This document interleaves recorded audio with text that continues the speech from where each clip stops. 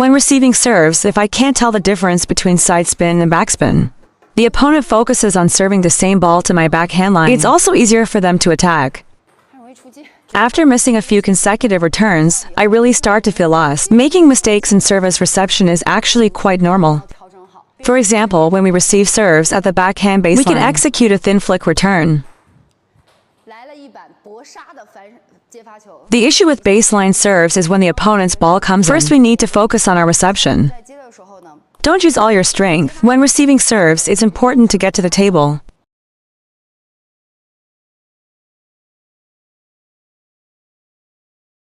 Does everyone think it's topspin or backspin? I can still return it to you. It's not that pure backspin that spins a lot, because its racket angle and the direction of force determine the spin. So in a situation like this, how should we receive? For example, if I can't tell whether it's topspin or backspin, the key point about friction is that your wrist must be relaxed. All those movements made you very nervous at that time. You lifted with your upper arm, which is a mistake. All the errors happen when facing spin. More mistakes will occur in that situation. So after the ball comes, the first point is to relax your wrist and rotate the racket head. This is the first key point. Relax your wrist and rotate the racket head. For example, I might not be able to judge the spin right now, but I can still hit it. Then I will teach everyone how to improve the quality. The first thing is to relax and rotate your wrist. Because when you're too stiff, you can't generate spin. So what should you focus on first? I need to relax my wrist first. The second thing to focus on is rotating the racket head. Because when the racket head rotates, your wrist has to move. Everyone look, I can't tell if it's rotating up or down. Did I rotate the racket head? Everyone look, if I'm too stiff, I might easily get spun. But when I can't read the ball well, notice how the ball becomes less sensitive to spin after the incoming shot. The two main error points in table tennis are hitting the net and going out of bounds. So after the incoming ball, as long as it is hit, you will see. I feel that I'm not reading this ball well. The first step is to contact the ball with the racket head leading with spin. The second step is when the racket head makes contact and generates friction. Next, rely on your forearm to pull forward. You can't generate upward force because that might create an upward side spin. You see, this ball already has a lot of side spin. A poke like that would definitely result in a half-high ball. Many people wonder if adding friction will cause it to go out. No, the more friction you add, the more stable the ball becomes. So you need to shake your wrist. It could be that kind of ball. So what should I do? After shaking my wrist, pull the forearm forward. When the ball comes, I push my wrist forward. After generating enough friction, push forward with the forearm. The second point is that the direction of the forearm should be forward, not upward. This way, the ball is less likely to spin. The first technique is to rotate the racket for friction. The second technique is to direct the ball forward.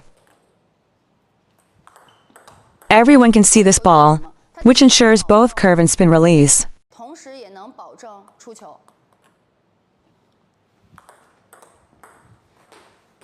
With the push friction, you can see this ball. I can definitely land it on the table. I use my wrist to generate the curve first. Then I adjust the ball's quality with the direction of my power. This is to control the potential for the ball to go out after we receive it. Everyone can see that this ball is actually a side spin topspin. This is a side spin created with the racket head. As you can see, this ball can basically win the point. But what is the key point of this ball? Everyone should remember that the direction of the forearm is forward.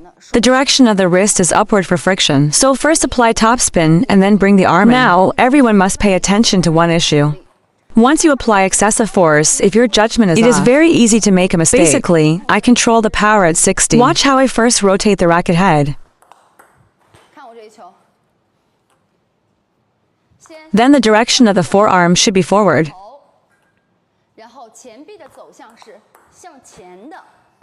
The more tense you are, remember my words, the more you'll feel the power in your fingers and wrist.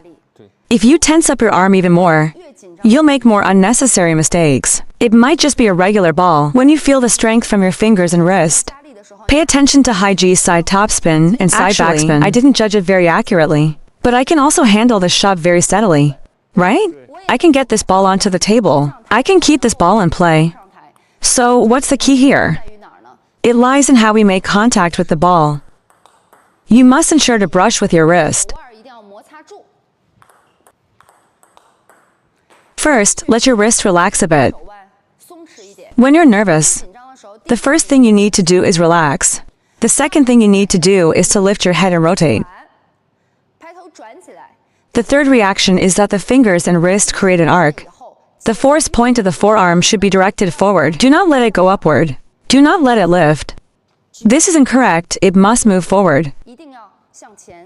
Read more about table tennis on my blog, PingSunday.com. Get free ebook and coaching advices. See you in the next video.